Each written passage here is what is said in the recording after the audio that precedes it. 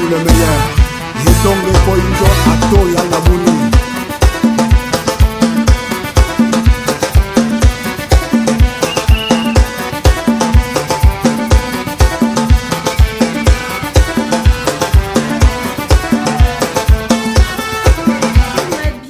And amazing royals of Africa.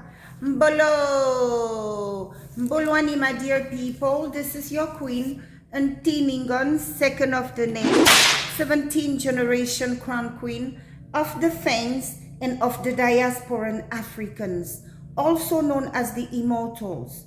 Welcome back, my dear people, to Nubia, the path to return, the home of the African royals. Now, to my returning and amazing royals of Africa, welcome back. If you're watching me for the first time, hello, my name is Queen Ngningone, and I'm the host here at Nubia, the path to return. If you like my vibe, stick around. I promise you, you will learn a whole lot. Now, if you are looking for something they haven't taught you in school, nor will they ever teach you in church, Nubia, the path to return is the hangout. All right, my dear children. So first, I would like to thank you for all your likes, your shares, and your comments. I also would like to thank those of you who are sending lovely and amazing messages to uplift their queen. Thank you for your encouragement, and thank you for your donations. All right, may you never lack. As promised, today we are going to touch on a particular topic, which is reclaiming your masculinity the Bantu way. All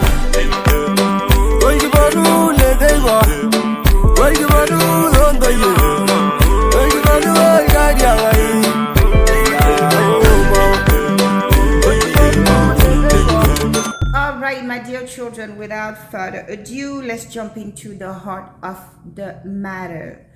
Today's video is about presenting to you my amazing sons of the diaspora. Just a kind of little summary of what our sons are taught back at home when it comes to manhood and masculinity.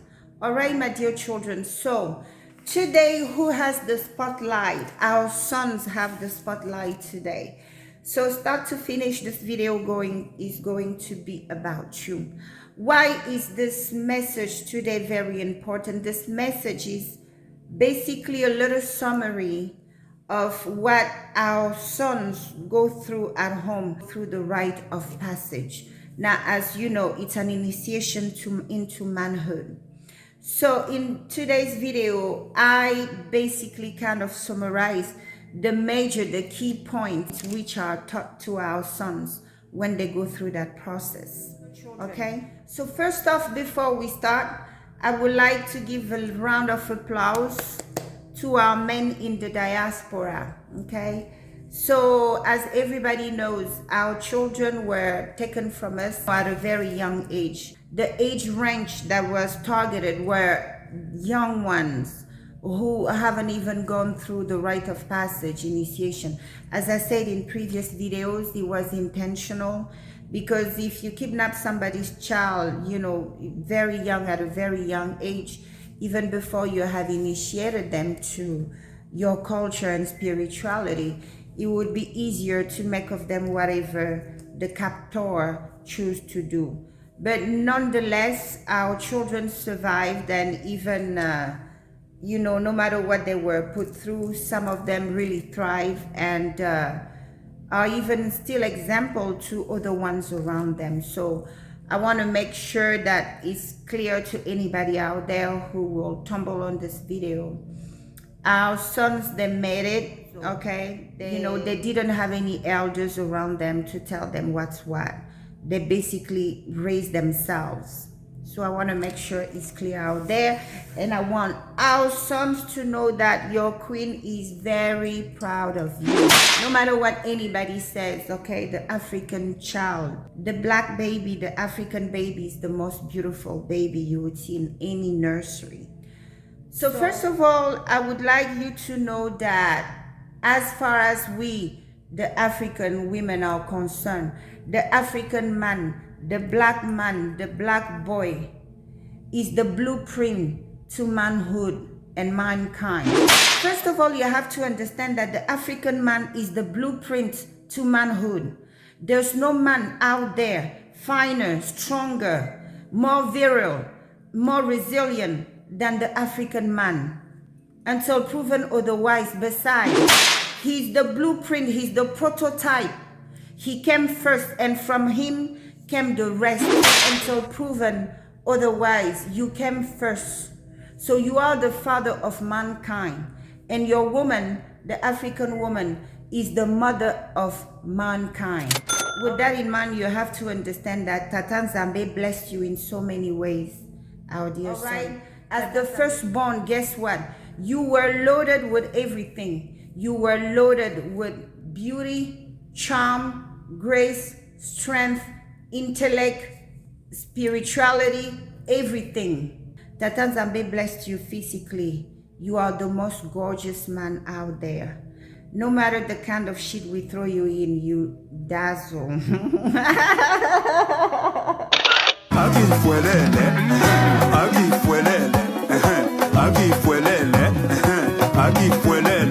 Stéphane, les cerveaux d'État. Ok.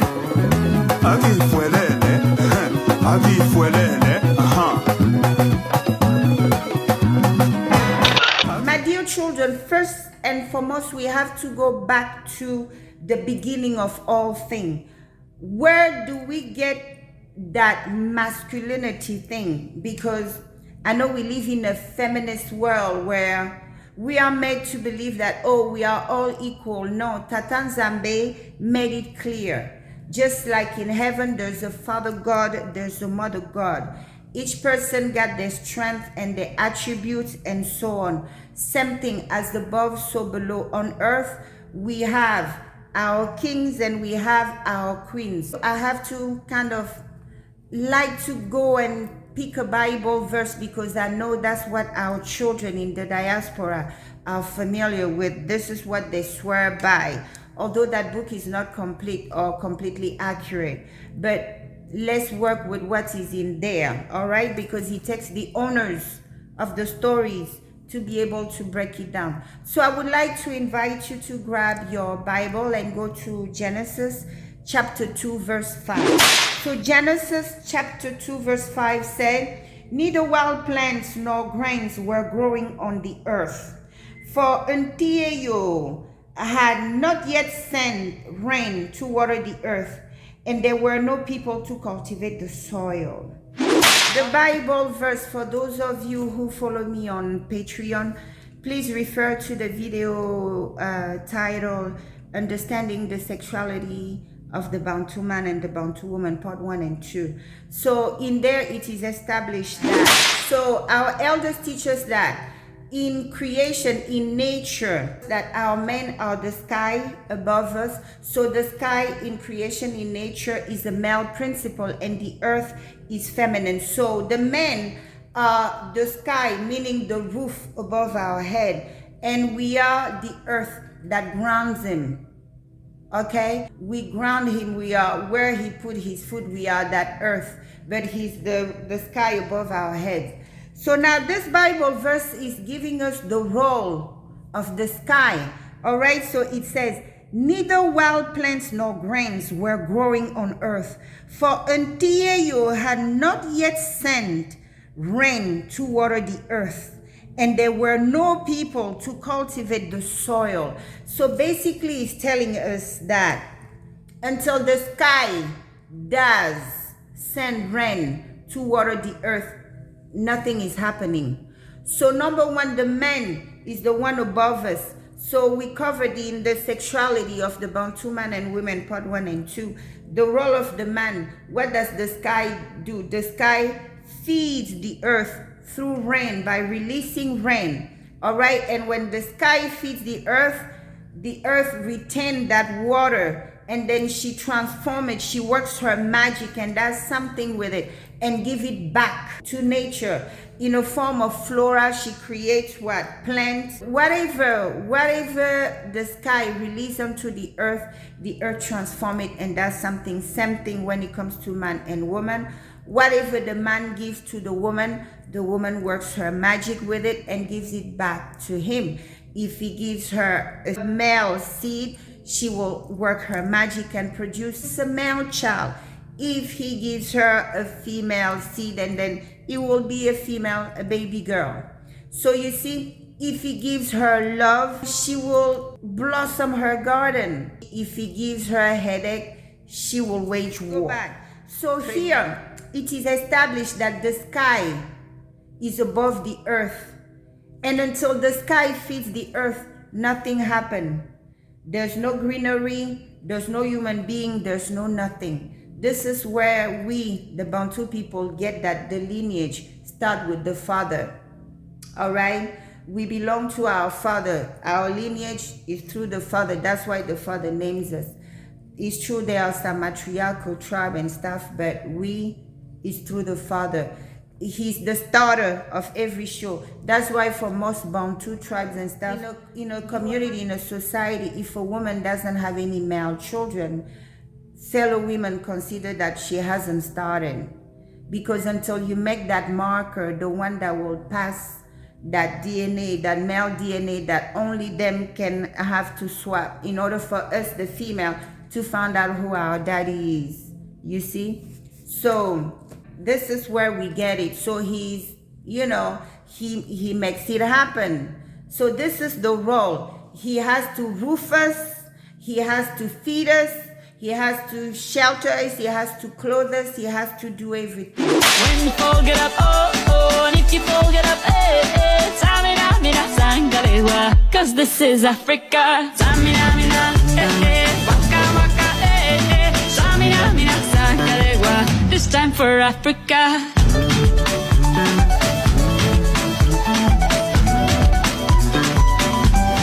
If you came first, it means that you are the point of reference. You are the one everybody aspire to. That's why what happened to you, because when you're number one, people come from your spot. So in today's video, your queen, I'm gonna help you get back on that spot.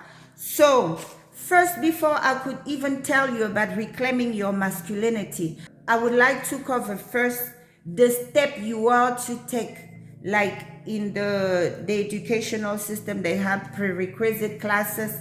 This is the prerequisite. So the step you have to take first in reclaiming your masculinity. And these steps are: number one, find your root. When you are an African man in the diaspora, in this day and age, you should have a clear idea where you come from.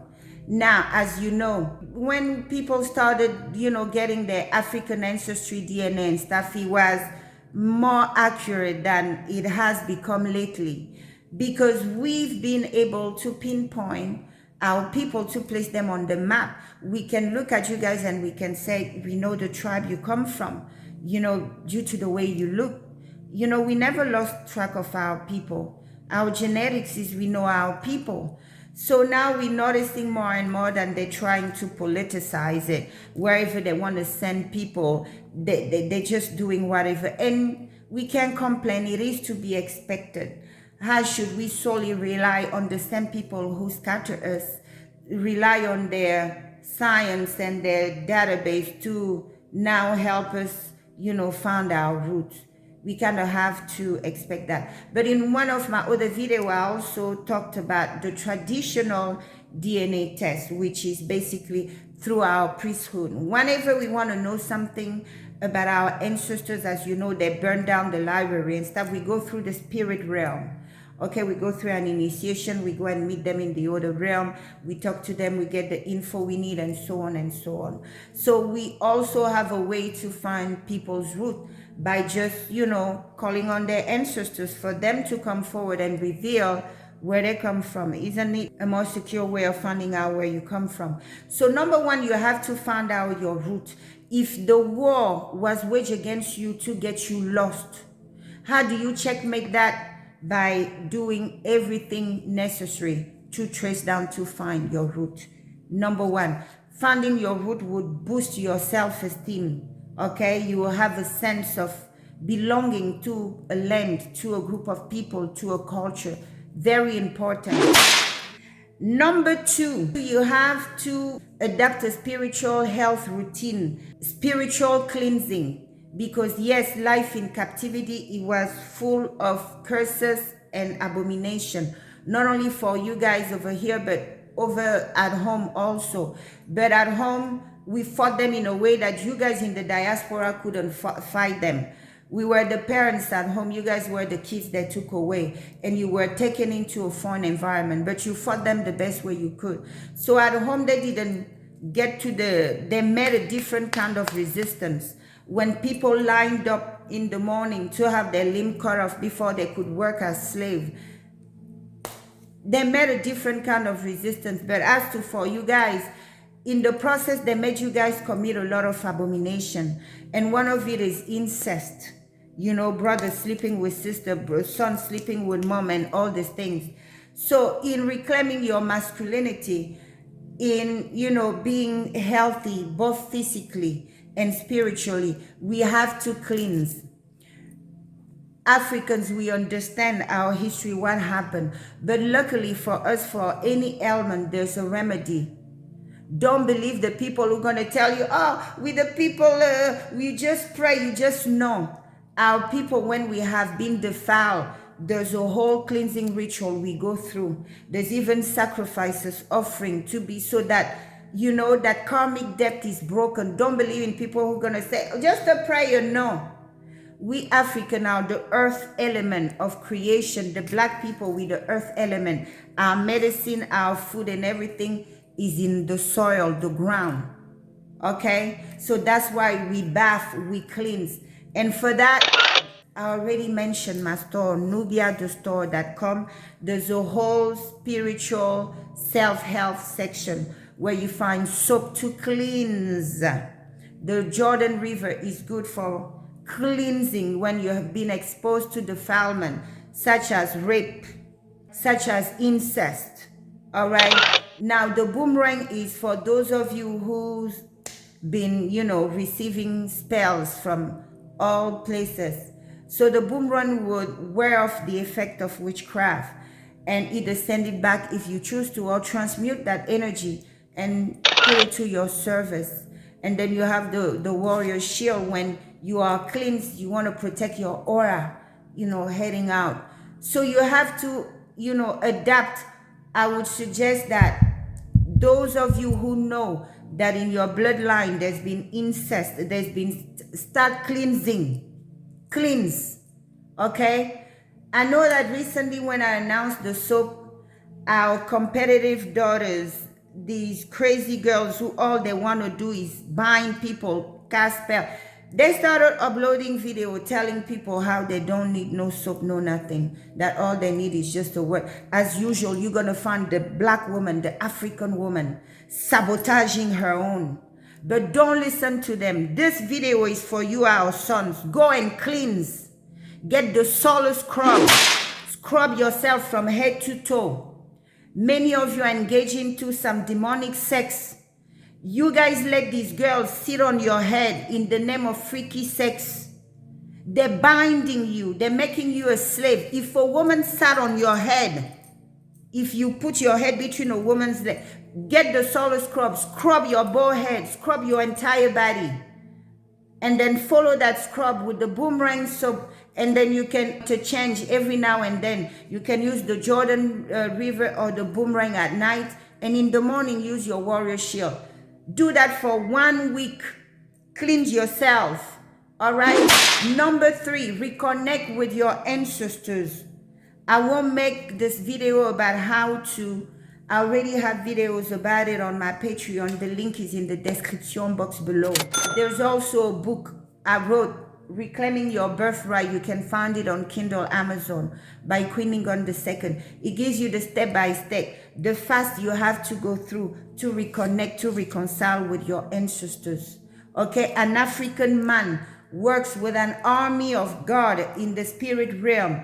These gods are your ancestors. Those of you who are descendants of kings and priesthood, your gods, they swore to watch after you, to look after you in this life and after, in the afterlife. So activate your warriors. Number 4, a major step, found a way to rename yourself and your family. Don't grow comfortable with answering a slave master name. Our people say whomever name you owns you. I will leave it to that. Number 5, once you found out your root, research on your people's true history. Research, learn the culture, the spirituality. And then number 6, start practicing what you have learned about your people, your culture, or the people you come from.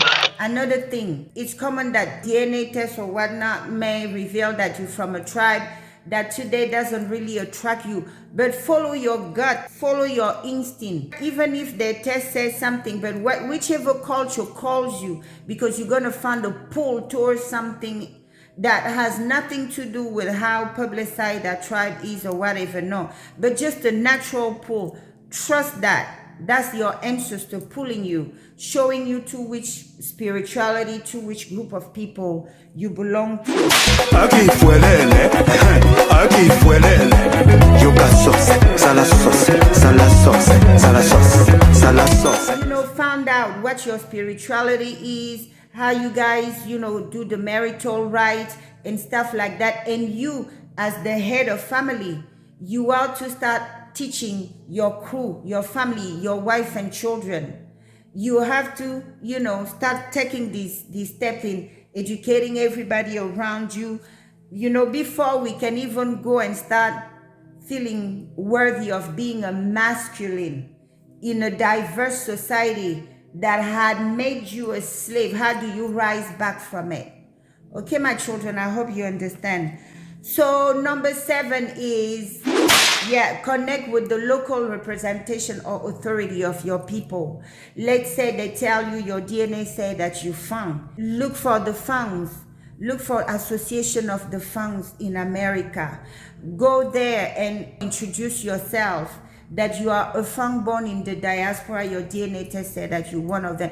Get involved, okay? This is how we know you're ready, because when you stay in your little corner, you only want land in Africa, you only want this, but you don't really connect with the Africans. You can't see eye to eye, you can't have a mutual respect relationship. You will remain a foreigner. You will remain a foreigner in our eyes. So you see, the ball is in your court. You are the one to integrate home. Home will not cease existing to integrate you. So you see, my dear sons. Okay, now let's jump into the heart of the matter. There's a prophecy about our people which says that the sons shall heal and remember who they are, and then they shall rise and they shall restore their father's honor and dignity. So the prophecy said the sons. So let's focus on the sons. Our fathers have a way to force our mothers into their feminine energy. How do they do that? So I'm going to give you a breakdown of what they do. My dear children, number 1, you have to understand that for Africans, when it comes to matters of marriage, I want you to understand that number 1, Africans don't marry for, you know, the looks. You know, of course, everybody wants a handsome husband. Everybody, especially the men, they want a beautiful wife, because our society also teaches that. We, the women, are our husband's pride. We and our children are his pride. So of course he's gonna want, you know, the best looking in the block. But at the end of the day, when it comes to the way African marry and even why they marry, we marry per spiritual compatibility. Okay? That's why back in the days they used to arrange our marriages, because certain bloodlines are not compatible. Bottom line. We marry per spiritual compatibility. We don't marry because of the hourglass shape or the size of the phallus or how large the man asset is. No, we don't marry based on that. We marry based on spiritual compatibility. As a matter of fact, before any significant union, you know, the oracles, the priests and everybody, they look into the two people if they are spiritually compatible. because, like, for example, certain bloodlines, you know, especially the royal bloodlines, we take the bloodlines very seriously. We be careful what we let in, and we make sure we keep whatever we want to keep out of it. There's just certain curses we don't want to bring in. And if a curse come in, and then we will do everything to break it from the bloodline, to cleanse it. You know, major spiritual work gonna be undergone, because we understand the importance of bloodline and how, you know, mannerism, habits, even knowledge, all that is transferred through blood. So we have to be careful with who we mix blood to begin with. So that's why it's a big deal. We marry per spiritual compatibility. Now, that's why back in the days, you know, they would keep the royals with the royal, the priest with the priest, or the priest with the royals, and so on, because like you guys are awakening, you're getting download how? Through blood. Blood is very important, it's very sacred. So when it's been, you know, soiled, when it's been, you know, abused, we have to go through a cleansing phase. To the African, a man's wife and children are his pride. So basically, your image in society, the way your people, your peers view you in society is through your wife and children. What does it mean? Because our people know that we are the vibrational match of our spouses. You know, sometimes you meet couples and you maybe tend to believe that, oh, the husband is nice, but the wife is no. Especially if they have stayed together for a long time. They have become one. They are each other's vibrational match. It has to be. Okay? So for that reason, our people say a man's wife and children are his pride. So that's why back at home and studying in Africa, you will see our fathers, they will invest so much in their women. Even if themselves, they look like not too well put together, but they will always ensure that their wife is driving the nicest car, even the bigger car and stuff like that. Their wives always look so good, and the children well groomed and well put together, because this is what society view him as. So basically, gentlemen, you are the vibrational match of your spouses. If you are all regal, you should have a woman that is all regal too. Even if when you guys got married, let's say 10 years ago, you guys were young, you guys were like kind of hip hop, but in 10 years, you must have grown. And if you are with a spouse who's not able to grow at the same speed as you are cheating yourself. You know, this is the time our fathers, they will call you, they will say, come and see us, we need to talk, because they have noticed that you poorly match. Your wife, instead of being the help that gonna give you a head advantage, your wife is now holding you back.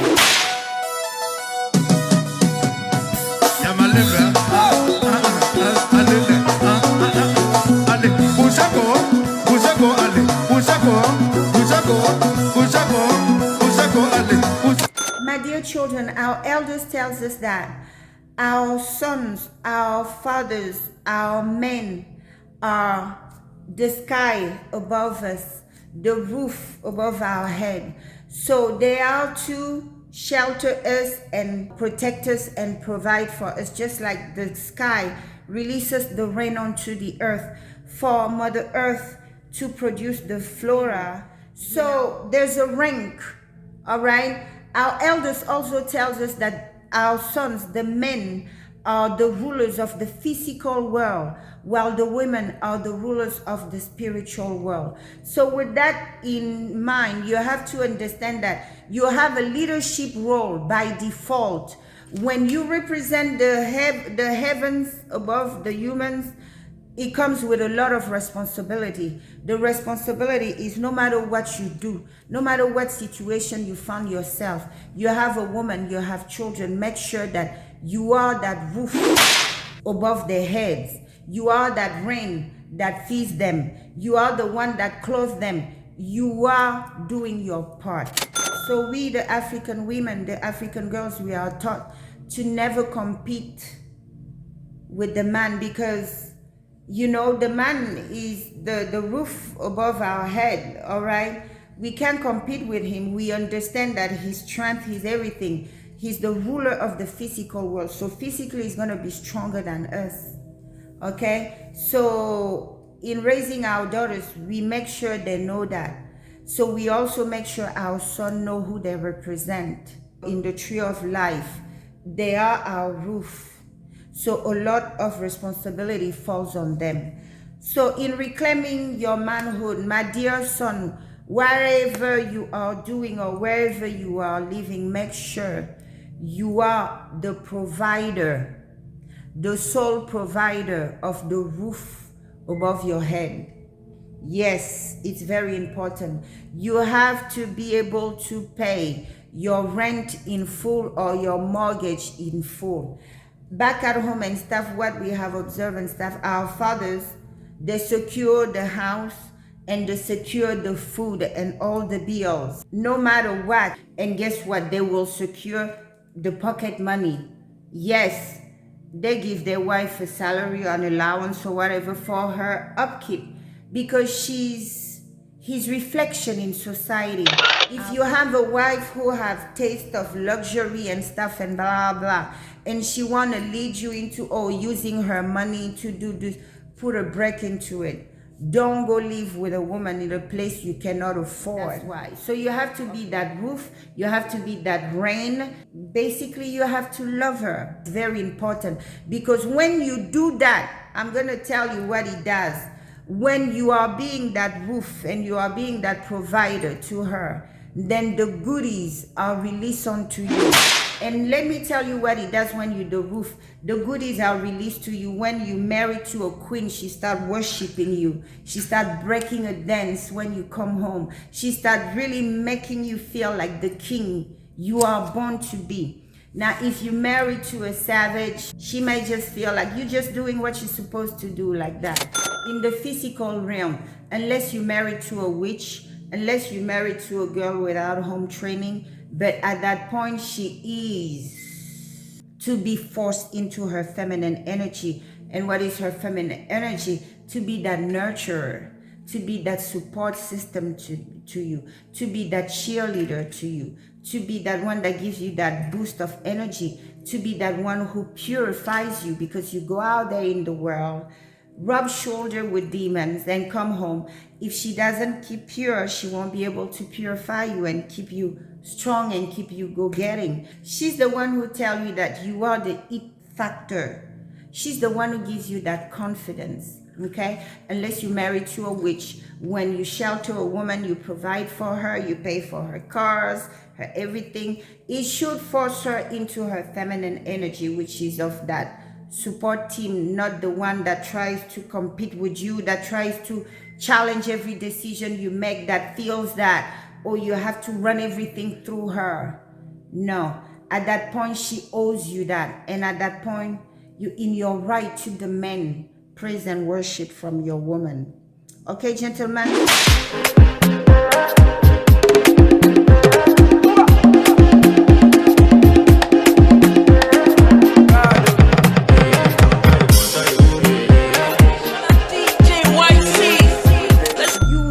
Your masculine role, therefore in your masculine energy, you leave her no choice but her stand in her feminine energy. Unless you married to a broken woman, unless you married with a woman with daddy issue and stuff like that, or a woman who just genuinely, has issue with men and hate them or resent them. But a woman who's well balanced, a feminine, a woman who stays in her feminine energy, when you force her into that feminine energy and you are that provider, you are that protector, you leave her no choice but worship the ground you walk on. Yes, this is how our fathers force us into our feminine energy. They become that roof, that provider and protector. Once they do that, they don't need to ask for attention anymore. They don't need to beg for attention anymore. At that point, we feel urge to attend to his little needs and wants. And yes, we train our daughter, a man who's that roof and stuff, you be that. You be that support system to him. Give him whatever he wants, provided he's not hurting any of you. And if you are doing all these things at home and you are not getting the attention, the respect, the praise and worship the king needs, because you are taking care of her as a queen, she is not to worry where the rent or the mortgage money is going to come from. She's not to worry about, how is she going to afford her gears. You covering all that. So it means that you're treating her like the queen she is. So yes, she owes you. She is to treat you like the king you are. If she has a problem doing that, get rid of her. That's what our mothers will tell our brothers back at home. Because such a woman is letting you know that she's rebel. She's going to do whatever, and it's a matter of time. She's going to bring shame and disgrace to your name. So a woman who cannot be, no matter what you do to her, she can be forced into her feminine energy, into her feminine nature. She's broken. She's a Jezebel. She's going to be there to manipulate and sabotage you pretty much. Okay? Because when you take care of her, she should feel like obliged to be that support system you need from her. So our sons out there, make sure you set the standard, you set the norm. We are not going to be loud around here. Demand that respect, because what you pay for the roof, you feed her, you clothe her, so you demand respect back, and it's only fair. Okay? So don't let her become the roof above your head. You are that roof. You don't give her any excuse to disrespect you because she spends money. When she starts spending money and covering up for you, she will lose respect for you. It's like that. She will lose respect for you. And African women, they're stubborn. When she feels taken advantage, she gets vindicative. Or she gonna take something from you in exchange of all that money she's spending at home. It's gonna be either your authority. She's now gonna sit on the throne as the king of that palace. She gonna probably usurp, respect. She gonna, go around and have extramarital affairs. There's a price to pay for not being the roof above your head and that of your family. Okay? Gaëla Tikaya la patrona, Gilda Sambendengese, mon ami Gaël, Niloïdjo, ya.